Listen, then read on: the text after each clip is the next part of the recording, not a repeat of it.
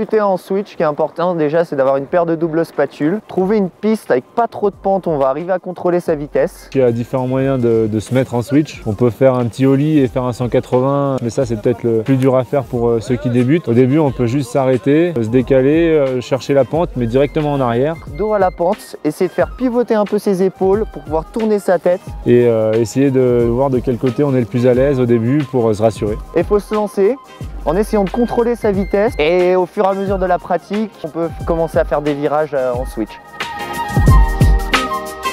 Quand on commence à acquérir un bon niveau, il faut bien penser à changer son sens à chaque fois qu'on fait une courbe. En switch, il faut tourner la tête, du coup ça change un peu la posture, donc il faut arriver à s'équilibrer et à regarder un coup à gauche, un coup à droite, ou à regarder que d'un côté et du coup compenser avec les jambes. Ça aide pour la visu et ça aide pour l'adhérence, c'est qu'on peut décaler les pieds en fente, avoir un meilleur appui extérieur et une meilleure conduite.